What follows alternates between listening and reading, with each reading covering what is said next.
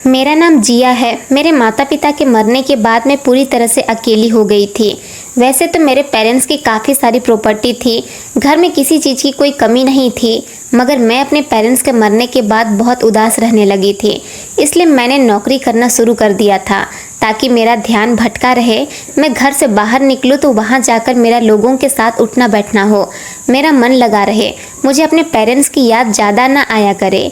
एक रात ऑफिस में काम ज़्यादा होने की वजह से मुझे घर आते समय देर हो गई थी। मैं जब रात के समय घर वापस लौटी तो मुझे ऐसा लगा जैसे किसी ने मेरे मुंह पर हाथ रख लिया और मुझे पकड़ने वाला इंसान बड़ा ही मजबूत इंसान था। वो मुझे छोड़ ही नहीं रहा था। मेरी समझ नहीं आ रहा था कि मैं क्या करूं। उस रात तो मुझे ऐसा लग रहा था जैसे मेरी अब जान निकल जाएगी और अब शायद मुझे कोई बचाने वाला भी होगा। शायद ये रात मेरी ज़िंदगी की आखिरी रात हो। मगर कुछ देर गुजरी थी कि मैं बेहोश हो गई और फिर मुझे अपना होश ना रहा। मेरे साथ क्या हुआ, कैसे हुआ, मैं कुछ नहीं जानती थी। अगले दिन जब मुझे होश आया और मैंने अपने सामने खड़े हुए उस इंसान को देखा जो मुझे इस अजनबी सी जगह पर लेकर आ गया था, उसे देखते ही मैं घबरा गई थी क्योंकि ये चेहरा मैंने पहली बार देखा था। मगर फिर मेरी आंखों के सामने कुछ ऐसा हुआ जिसने मेरे पैरों तले से ज़मीन निकाल दी थी, क्योंकि उस इंसान के हाथ में तो मेरी ज़िंदगी अपने पेरेंट्स के साथ बहुत खुशहाल गुजर रही थी।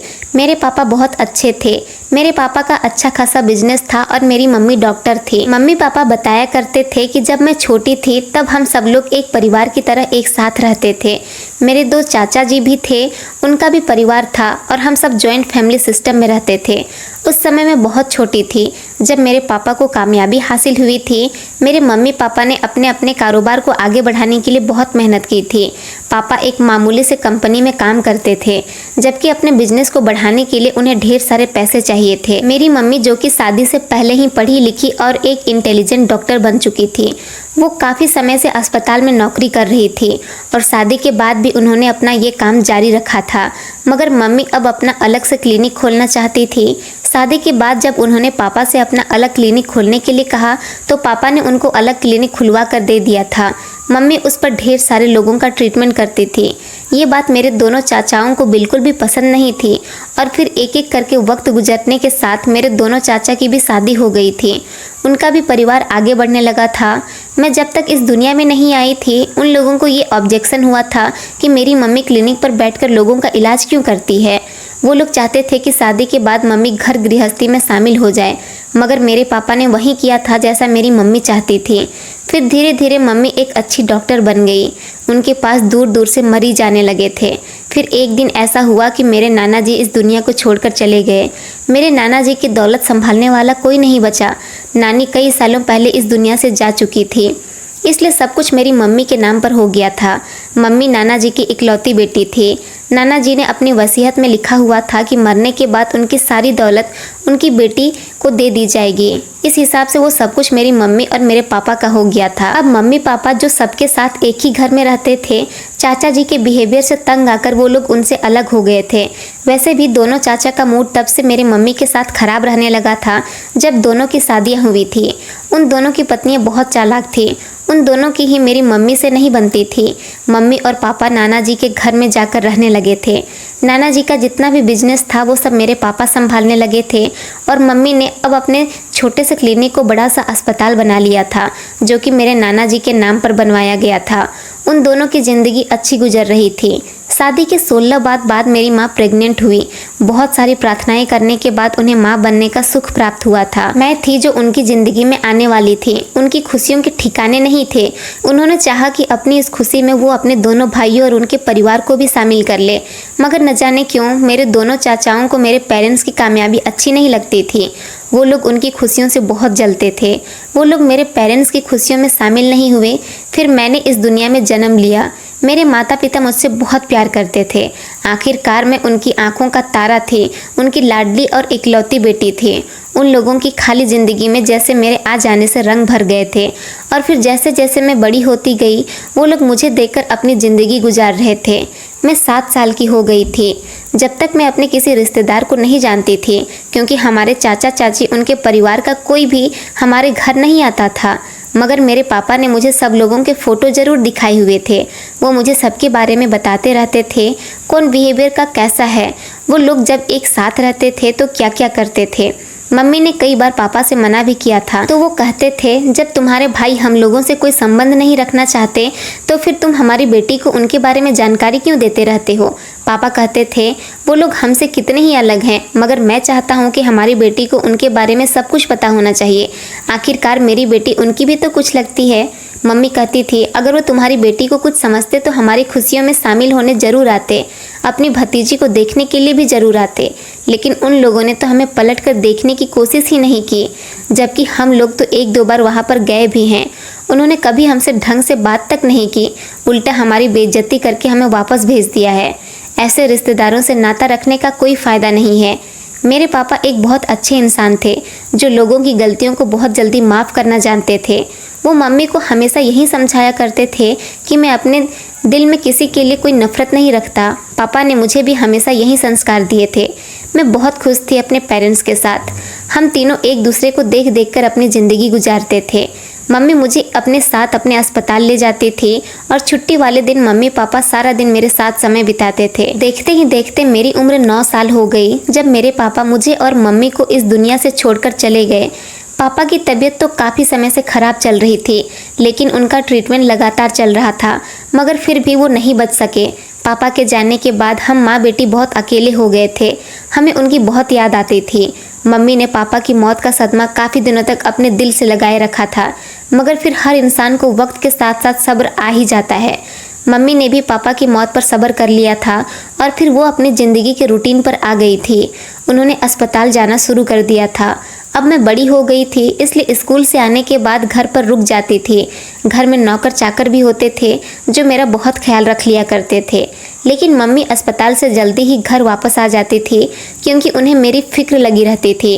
अस्पताल से आने के बाद मम्मी मुझे बहुत सारा प्यार करती थी और हम दोनों माँ बेटी पापा की फ़ोटो देखकर उनकी फ़ोटो से ढेर सारी बातें किया करते थे।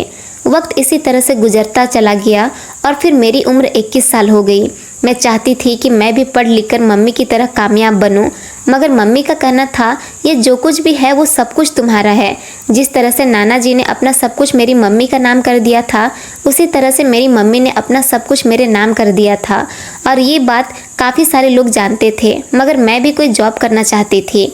मम्मी ने मुझे साफ इनकार कर दिया था। उनका कहना था कि मुझे हमेशा तुम्हारी फिक्र लगी रहती है। मैं नहीं चाहती कि तुम जॉब करो और लोगों के बीच जाओ। आजकल न जाने कैसे कैसे लोग हैं, जवान लड़कियां सेफ नहीं हैं। तुम प्लीज़ घर में रहा करो और अपना ख्याल रखा करो।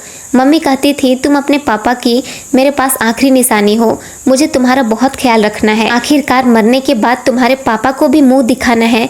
वो कहेंगे कि तुमने मेरी बेटी का ख्याल कैसे रखा, अगर तुम्हें कुछ हो गया तो मैं उनको क्या जवाब दूंगी। मेरी मम्मी बहुत अच्छी थी, दिन रात मेरी फिक्र में लगी रहती थी, मगर मैं भी वैसा ही करती थी जैसा वो कहा करती थी। मैंने कभी उनसे किसी चीज़ की कोई जिद नहीं की थी। वो मुझे खुश ही इतना रखती थी, मेरी हर ख्वाहिश को वक्त से पहले पूरी कर दिया करती थी, इसलिए मुझे उनसे कभी किसी चीज़ का जिद करने का मौका ही नहीं मिला था। वक्त धीरे धीरे इसी तरह से गुजर गया। फिर एक दिन मेरी मम्मी मुझे बहुत परेशान नजर आ रही थी। जब वो अस्पताल से घर वापस आई तो उनके चेहरे पर मुस्कुराहट नहीं थी। मैंने उनसे उनके उदास होने की वजह पूछी तो उन्होंने मुझे इस बारे में कुछ नहीं बताया। मैं बार बार उनसे पूछ रही थी क्योंकि मैं उनकी तरफ से परेशान हो रही थी। मैं जानना चाहती थी कि आखिर मम्मी क्यों उदास है। वो किसी गहरे सोच में खोई हुई थी, लेकिन मुझे कुछ नहीं बता रही थी। अगले दिन जब मम्मी सुबह के समय हॉस्पिटल जा रही थी तब मैंने उनसे पूछा था, मम्मी आपके उदास होने की क्या वजह है? आखिर मेरे साथ आप अपना दुख बांट सकती हो, अगर कोई प्रॉब्लम है तो मुझे बताइए, शायद मैं आपको कोई अच्छी एडवाइस दे सकूं। मगर मम्मी ने मुझे कहा कि तुम परेशान न हो, ऐसी कोई बात नहीं है जैसा तुम सोच रही हो। उस दिन मैं कॉलेज नहीं गई थी क्योंकि न जाने क्यों मेरा दिल बहुत घबरा रहा था। मेरा कहीं जाने का मन नहीं कर रहा था। मैं अपने कमरे में आराम कर रही थी। सारा दिन इसी तरह से बोर होते होते गुजर गया था। मेरे दिल की घबराहट थी कि कम होने का नाम ही नहीं ले रही थी। मैं कई बार मम्मी को कॉल कर चुकी थी। हर बार मम्मी कॉल रिसीव करके यही कहती थी, बेटा तुम बेवजह परेशान हो रही हो। मम्मी की आवाज़ सुनने के बाद मुझे सुकून मिल जाता था। रात को मैं मम्मी का बड़ा बेसब्री से इंतज़ार कर रही थी क्योंकि हम दोनों माँ बेटी एक साथ ही खाना खाया करते थे। उस रात काफ़ी देर हो गई थी मगर मम्मी घर नहीं आई थी। मैं मम्मी के लिए बेहद परेशान हो रही थी। मैंने मम्मी के ड्राइवर को कॉल की थी। जब रात के 2 बज रहे थे। उन्होंने मुझे बताया कि मम्मी का एक्सीडेंट हो गया है। ये सुनकर तो मेरे होश उड़ गए थे। मम्मी का एक्सीडेंट! मैं फ़ौरन ही अपने घर के दूसरे ड्राइवर के साथ मम्मी से मिलने के लिए भागी थी। अस्पताल वालों ने बताया था कि मम्मी को किसी आदमी ने अस्पताल में एडमिट करवाया था। सबसे अजीब बात यह थी कि मम्मी का एक्सीडेंट गाड़ी में बैठे हुए नहीं हुआ था, बल्कि वो सड़क पर चल रही थी, उस समय उनका एक्सीडेंट हुआ था। लेकिन मेरी मम्मी को तो ड्राइवर साथ लेकर जाता था और मुझे मम्मी के एक्सीडेंट की खबर ड्राइवर ने ही सुनाई थी। उस दिन के बाद से ही हमारा वो ड्राइवर गायब हो चुका था। मेरी समझ नहीं आ रहा था कि क्या हुआ है। 2 दिन तक मम्मी की तबीयत बहुत ख़राब रही थी और फिर 2 दिन बाद मेरी मम्मी इस दुनिया को छोड़कर चली गई। जो इंसान मम्मी को अस्पताल लेकर आया था, उस अनजान इंसान के बारे में कुछ भी पता नहीं चल सका था। अब मैं पूरी तरह से अकेली रह गई थी। मम्मी की मौत पर मैं बहुत रोई थी, क्योंकि पापा की मौत पर मुझे तसल्ली देने वाली मेरी मम्मी मेरे साथ थी, लेकिन मम्मी की मौत पर मुझे तसल्ली देने वाला कोई भी नहीं था। अब मैं सारा दिन घर में रहकर गुजार दिया करती थी। पढ़ाई में भी मेरा मन नहीं लगता था। सारा दिन मैं बोर होती रहती थी। मम्मी की मौत को अभी 4 दिन ही गुजरे थे। मेरे घर में बिल्कुल भी मन नहीं लगता था। अजीब सी घबराहट होती थी। मन करता था कि मैं कहीं बाहर जाऊं, मगर बाहर कहाँ जाती। फिर मेरे फ्रेंड्स ने मुझे एडवाइस दी कि तुम्हें जॉब कर लेनी चाहिए, तुम्हारा माइंड फ्रेश रहेगा और तुम्हारा ध्यान भी लोगों में बट जाएगा। क्योंकि मुझे अपनी मम्मी की बहुत याद आती थी, इसलिए मैंने नौकरी करना शुरू कर दिया था। मुझे नौकरी पर जाते हुए अभी 2 दिन ही गुजरे थे। मुझे ऐसा लगा जैसे कोई मेरा पीछा कर रहा है। मैं जैसे ही पीछे पलट कर देखती तो मेरे पीछे कोई भी नहीं होता था। ऐसा एहसास मुझे लगभग 2-3 दिन तक रहा था। रात के समय जब मैं घर जाती तो वॉचमैन मुझे बताता, आपसे मिलने के लिए आपके कुछ रिश्तेदार आए थे। न जाने हमारे कौन से रिश्तेदार थे जो मुझसे मिलने के लिए आ रहे थे। पहले तो हमारा कोई रिश्तेदार हमसे मिलने नहीं आता था। अभी मेरे रिश्तेदारों से मेरा सामना नहीं हुआ था। मैं ज़्यादा किसी को जानती नहीं थी। एक रात मुझे ऑफिस से घर आने में लेट हो गया था। मुझे ड्राइवर अंकल का इंतज़ार था, मगर वो भी मुझे कहीं नज़र नहीं आ रहे थे। मुझे ऑफिस के बाहर खड़े हुए काफ़ी देर हो गई थी। तब अचानक मुझे ऐसा लगा जैसे मेरे पीछे कोई है। मैं पीछे पलटकर देखने ही वाली थी कि किसी ने मेरे मुंह पर हाथ रख लिया। मैं बहुत घबरा गई थी।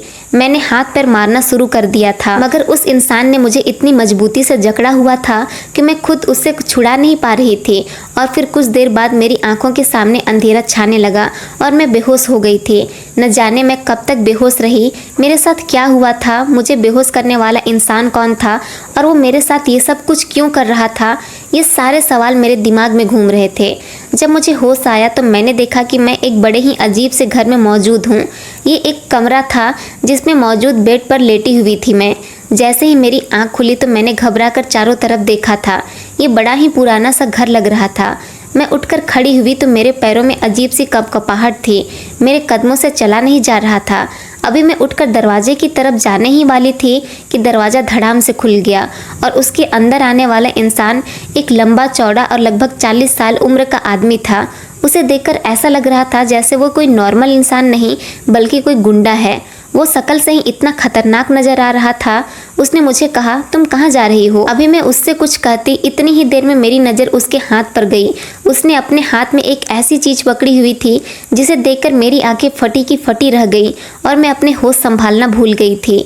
मैं घबरा गई, पीछे कदम वापस लेते हुए बिस्तर पर आकर बैठ गई और कहने लगी, तुम कौन हो? मैं यहाँ क्या कर रही हूँ? वो कहने लगा, तुम्हें मुझसे डरने की ज़रूरत नहीं है, तुम यहाँ पर आराम से रह सकती हो। मैं ठिठक कर कहने लगी, मुझे तुम बताओ, तुम कौन हो?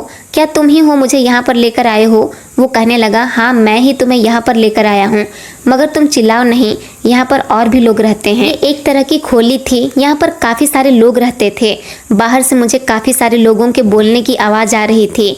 एक अजीब तरह का शोर मच रहा था। वो कहने लगा, प्लीज़ शांत हो जाओ, मगर मैंने कहा, नहीं मैं शांत नहीं हो सकती, मुझे तुम यहाँ से जाने दो प्लीज़। मैं रोते हुए गिड़गिड़ाते हुए उसके आगे हाथ जोड़ने लगी, मगर वो लगातार मुझे तसल्ली दे रहा था, समझा रहा था, मेरी बात को समझने की कोशिश करो, तुम्हें यहाँ कोई परेशानी नहीं होगी, मैं तुम्हारे साथ कुछ गलत नहीं करूँगा।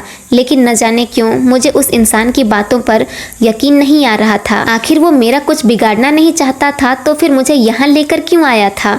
मेरे ज़्यादा चिल्लाने पर वो मुझे कमरे में बंद करके चला गया था और मैं काफ़ी देर तक दरवाज़ा बजाती रह गई थी और एक तरफ बैठकर रोने लगी थी। जब मुझे वहाँ बैठे हुए 2-3 घंटे हो गए तो कमरे का दरवाज़ा खुला और एक बूढ़ी औरत वहाँ आई। उसके हाथ में खाने की थाली थी। उसने मेरी तरफ मुस्कुरा कर देखा और कहने लगी, बेटी ये लो खाना खा लो। मैंने कहा, मुझे नहीं खाना ये खाना, मुझे यहाँ से जाना है, प्लीज़ मुझे जाने दीजिए। वो कहने लगी, बेटा मैं नहीं जानती तुम कौन हो और तुम यहाँ क्यों आई हो। फिलहाल मुझे इतना पता है कि वीर तुम्हें यहाँ लेकर आया है तो ज़रूर उसका कोई ना कोई मकसद होगा। वीर बहुत अच्छा इंसान है, तुम्हें उससे डरना नहीं चाहिए। मैंने कहा, कौन वीर? मैं किसी वीर को नहीं जानती। तो वो कहने लगी, जिसकी खोली में तुम रह रही हो वही वीर है। ये लो खाना खा लो, तुम्हें भूख लगी होगी। मुझे वीर ने तुम्हारा ख्याल रखने के लिए कहा है। मैंने कहा, मेरी समझ नहीं आ रहा है आप लोग मेरे साथ ऐसा क्यों कर रहे हैं, प्लीज़ मुझे जाने दो। वो कहने लगी, नहीं बेटा मैं तुम्हारी कोई मदद नहीं कर सकती, बल्कि मैं तुम्हारा ख्याल रख सकती हूँ। तुम खाना खा लो, अगर तुम्हें किसी चीज़ की ज़रूरत हो तो तुम मुझे बता देना, मैं बराबर वाले खोली में रहती हूँ। वो मुझे खाने की थाली देकर वहाँ से चली गई थी। मैं रो रही थी, मगर रोते रोते जैसे ही मेरी नज़र खाने की थाली पर गई तो मुझे उसे देखकर तेज की भूख लगने लगी थी, क्योंकि पहले ही मैं काफ़ी देर से भूखी थी। मैंने वो खाना खा लिया और फिर मैं काफ़ी देर तक बैठी रही थी। बैठे बैठे भी मैं थक चुकी थी, इसलिए इधर उधर टहलने लगी। जब अचानक मेरी नज़र एक अलमारी पर गई, मैंने वो अलमारी खोल कर देखी तो मेरे पैरों तले से ज़मीन निकल गई थी कि इस अलमारी में ढेर सारे चक्कू, छुरियाँ और बंदूकें रखी हुई थी। कुछ डंडे भी मौजूद थे। मेरा तो शरीर थर थर काँपने लगा था। आखिर ये कौन इंसान था? मैं अब यहाँ पर 1 मिनट और नहीं रुक सकती थी। मैं इधर उधर देखने लगी कि कहीं मुझे यहाँ से भागने का रास्ता मिल जाए, क्योंकि दरवाज़ा तो बाहर से बंद था। मुझे खिड़की दिखाई दी। मैं खिड़की की तरफ जाने ही वाली थी कि फिर से कमरे का दरवाज़ा खुला और वीर कहने लगा, तुम यहाँ क्या कर रही हो? मेरी अलमारी तुमने क्यों खोली है? मैंने कहा, मुझे बताओ तुम कौन हो और मेरे साथ ऐसा क्यों कर रहे हो? मैं समझ गई हूँ तुम गुंडे हो और मुझे मारना चाहते हो। प्लीज़ मुझे बता दो और भगवान के लिए मुझे छोड़ दो। मैंने तुम्हारा क्या बिगाड़ा है? वो कहने लगा, तुम मुझे गलत समझ रही हो। प्लीज़ मेरी बात का यकीन करो, तुम्हें यहाँ कोई नुकसान नहीं पहुँचाएगा। यहाँ तुम बिल्कुल अपने घर की तरह रह सकती हो। मैंने कहा, आखिर तुम क्या चाहते हो? तुम मेरी बात क्यों नहीं मानते? मैं यहाँ नहीं रुकना चाहती। न जाने तुम मेरे साथ क्या करना चाहते हो। देखो मुझे यहाँ से जाने दो, वरना मैं शोर मचा मचा कर यहाँ लोगों को इकट्ठा कर लूँगी। वो बहुत तसल्ली से बिस्तर पर बैठ गया और कहने लगा, ठीक है मचाओ शोर, जहाँ जाना चाहती हो जाओ, मगर ये याद रखना कि तुम्हारी जान को खतरा है। उसकी बातें सुनकर मेरे होश उड़ गए थे। वो कहने लगा, अगर तुम अपनी भलाई चाहती हो तो यहीं पर रहो, और अगर तुम सच्चाई जानना चाहती हो तो तुम्हें सच्चाई जानने के लिए कुछ दिन यहाँ पर रहना पड़ेगा। मैंने उससे कहा, तुम झूठ बोल रहे हो। वो कहने लगा, मेरे पास झूठ बोलने के और भी तरीके हैं, मैं और भी तरीके से झूठ बोल सकता हूँ, मगर मैं तुम्हें सच बता रहा हूँ और तुम्हें मेरी बात का यकीन करना होगा। हम दोनों की बातें हो ही रही थी, इतनी ही देर में वो बूढ़ी औरत दोबारा वहाँ से आई और उसे ये आदमी शांता बाई कहकर पुकार रहा था। उसने कहा, बाई इसे समझाओ, ये लड़की बहुत शोर मचा रही है, इसका ख्याल रखो। ये कहकर वो खोले से निकल गया था, जबकि शांता बाई कहने लगी, बेटा शांत हो जाओ, इस घर में आराम करो, तुम्हारे कपड़े बहुत गंदे हो रहे हैं, मैं तुम्हें कपड़े भिजवा देती हूँ, वो कपड़े पहन लेना। मेरी जवान बेटी है, तुम्हारी ही उम्र की है, उसके कपड़े तुम्हें फिट आ जाएंगे। ये औरत मेरे साथ बड़ी मोहब्बत से पेश आ रही थी। मैंने इस औरत से अच्छे तरीके से बात करनी शुरू कर दी थी। अब काफ़ी दिन इसी तरह से गुजर गए थे। जिस दिन से मैं इस इंसान की खोली में आई थी, ये रात के समय कमरे के अंदर नहीं आता था, शायद कमरे के बाहर ही सोया करता था। यहाँ रहते हुए मुझे किसी चीज़ की कोई कमी नहीं थी, बस फ़र्क इतना था कि मैं यहाँ पर ज़्यादा से ज़्यादा कमरे में बंद रहती थी। अब मुझे यहाँ रहते हुए काफ़ी दिन हो गए थे। मैंने कहा, आप मुझे कब तक यहाँ अपने पास रखोगे? प्लीज़ मुझे सारी बात बता दो कि क्या बात है, क्यों आपने मुझे यहाँ रखा है। उसने कहा, मैंने तुम्हें बताया था तो तुम्हारी जान को खतरा है। मैंने कहा, नहीं, तुमने मुझसे झूठ बोला था। भला मुझे कोई क्यों मार सकता है? मेरा तो कोई रिश्तेदार भी नहीं है, मेरे तो दोस्त भी 2-3 हैं, उसके अलावा मैं ज़्यादा किसी को जानती भी नहीं हूँ। तो वो कहने लगा, तुम्हें सब कुछ पता चल जाएगा, सिर्फ 2 रातें और तुम यहाँ पर रुक जाओ। मैंने कहा, लेकिन मैं इस कमरे में रहते रहते थक चुकी हूँ, मुझे बाहर की हवा खानी है, मुझे अपने घर जाना है। वो कहने लगा, देखो मैं तुम्हें तुम्हारे घर नहीं भेज सकता। मैं उस पर भड़क उठी थी। मैंने कहा, आखिर तुम क्या चाहते हो? मैं नहीं रहना चाहती तुम्हारे साथ, मेरा घर है, मैं वहाँ रहती हूँ, तो फिर तुम्हारे साथ क्यों रहूँ? वो कहने लगा, मैंने तुमसे कहा ना, बस तुम 2 रातें और यहाँ पर रुक जाओ, उसके बाद तुम्हें सारी सच्चाई पता चल जाएगी। मैंने यहाँ पर तुम्हें क्यों रोका हुआ है। अब मुझे उसकी बात माननी ही थी। आखिरकार मैं उसकी कैद में थी, ना तो अपनी मर्जी से यहाँ आई थी और ना ही अपनी मर्जी से जा सकती थी। फिर मैंने खुद को समझाया कि मैं इतना समय रुकी हूँ तो और 2 दिन रुक जाती हूँ। 2 दिन के बाद न जाने इस इंसान मेरे साथ क्या करने वाला था। और फिर जैसे तैसे 2 दिन भी पूरे हो गए थे। वो इन 2 दिनों में मुझे अभी तक दिखाई नहीं दिया था। मेरे पास सिर्फ शांता बाई ही आती थी। वो मेरा बहुत ख्याल रखती थी, मुझे वक्त पर खाना देती और मेरी हर ज़रूरत को पूरी करती थी। मुझसे बहुत अच्छे से बात करती थी। उसकी बातें बहुत अच्छी थी। उसकी बातों से मेरा मन लगा रहता था। वीर मेरी नज़र में एक गुंडा था, मगर वो वीर का बहुत तारीफ कर रही थी। कहती थी कि वीर बुरा इंसान नहीं है। मैं अपने मन में यही सोचती थी कि वो अगर बुरा इंसान नहीं है तो फिर उसने मुझे किडनैप क्यों किया, मुझे यहाँ पर क्यों उसने रखा हुआ है।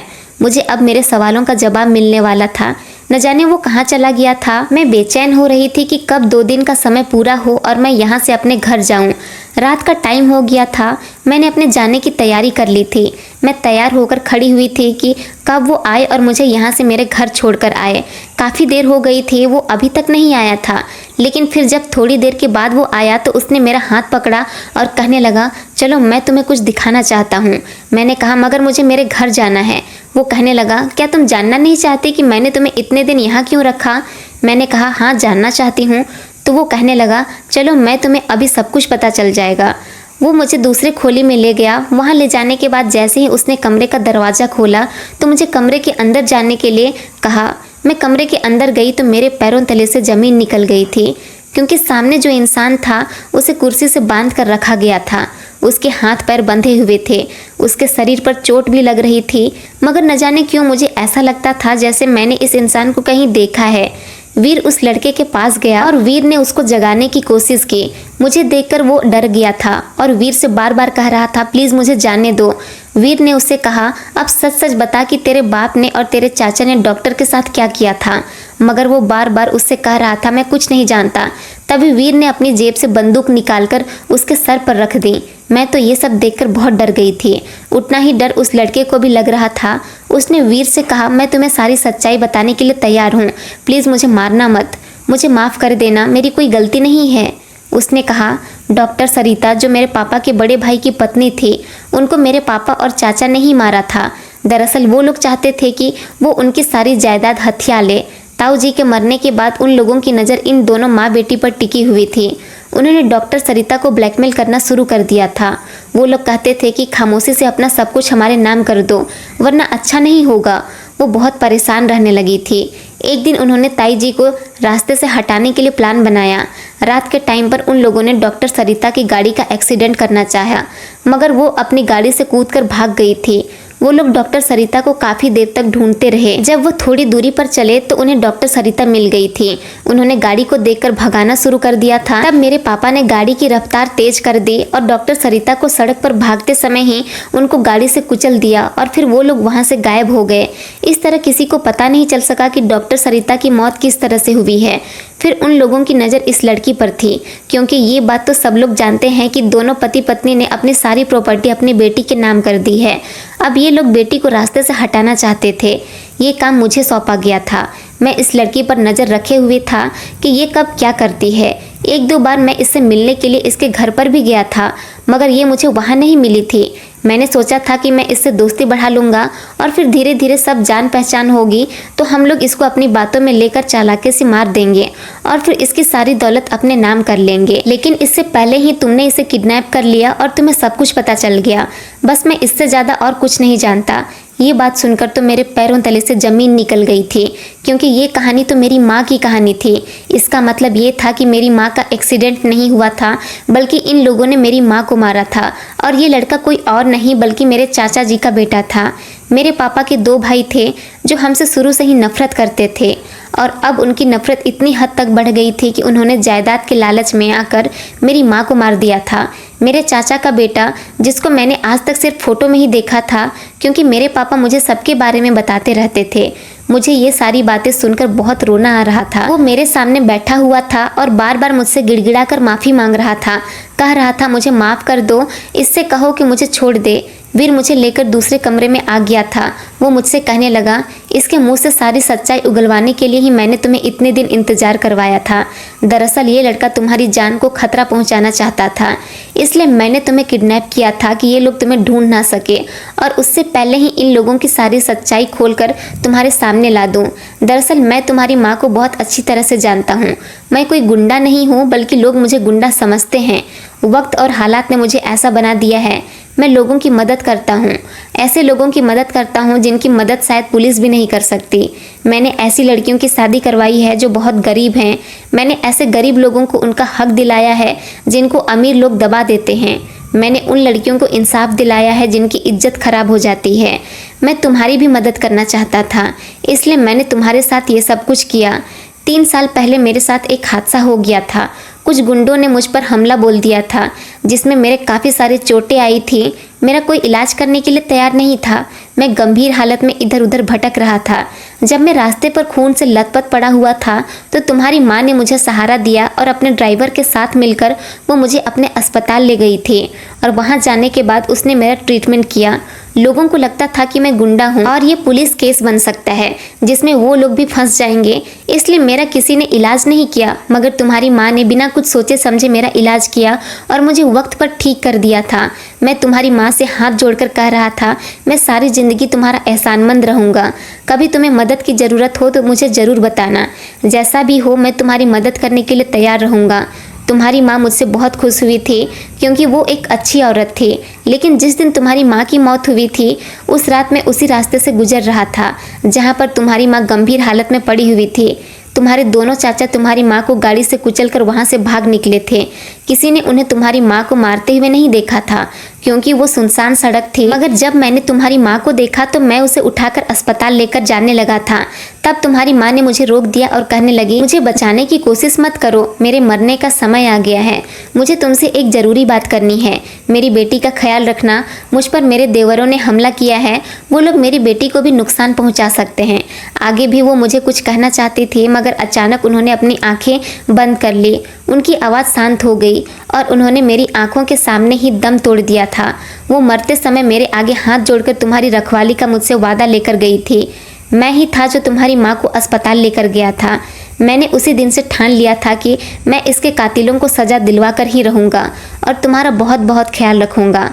मैंने उसी दिन से तुम्हारी तलाश करनी शुरू कर दी थी और फिर मैंने तुम्हें तलाश करके यहाँ पर कैद कर लिया ताकि कोई तुम्हें नुकसान ना पहुँचा सके।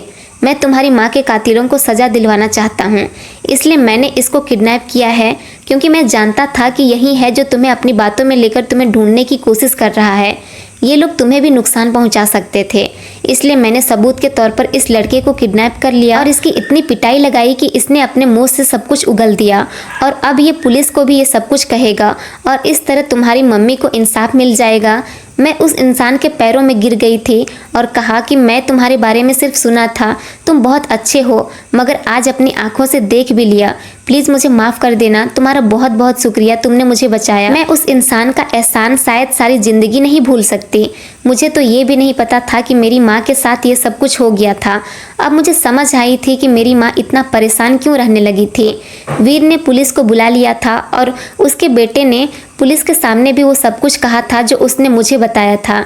उस लड़के के स्टेटमेंट पर पुलिस ने मेरे दोनों चाचाओं को भी अरेस्ट कर लिया था। मेरे दोनों चाचा मेरी सारी जायदाद अपने हवाले करना चाहते थे।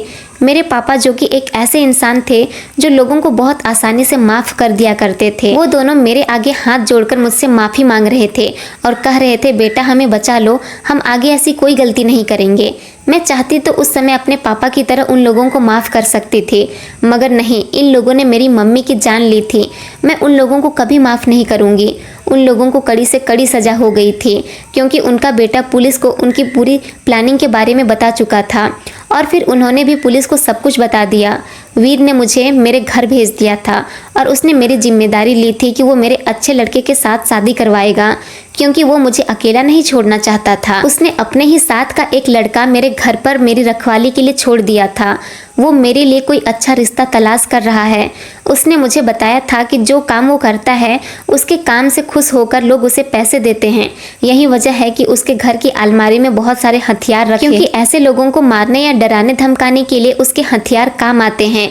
कई बार वो जेल भी जा चुका था, मगर वो अच्छे काम करता था, इसलिए पुलिस वालों ने भी उसे छोड़ दिया था। वो आज भी मेरी रखवाली करता है, मेरे लिए रिश्ता तलाश कर रहा है, मगर अभी उसे कहीं पर मेरे लिए अच्छा रिश्ता नहीं मिल पा रहा है। वो मेरा ख्याल बिल्कुल एक बड़े भाई की तरह रखता है। मैं बहुत खुश हूँ कि दुनिया में कुछ ऐसे अच्छे लोग भी हैं जिनका काम देखने में गलत लगता है, मगर वो गलत काम अच्छे लोगों के लिए करते हैं। वीर को अब मैं अपना भाई मानने लगी हूँ, क्योंकि मेरा सगा भाई भी अगर जिंदा होता तो शायद मेरे लिए इतना नहीं करता जितना वीर ने किया। दोस्तों, उम्मीद करती हूँ आपको हमारी कहानी पसंद आई होगी। कहानी पसंद आई है तो वीडियो को लाइक करें, चैनल पर नए हैं तो चैनल को सब्सक्राइब करें और हाँ, नोटिफिकेशन बेल को जरूर दबाएं ताकि अगली अपडेट सबसे पहले आपको मिले। धन्यवाद दोस्तों।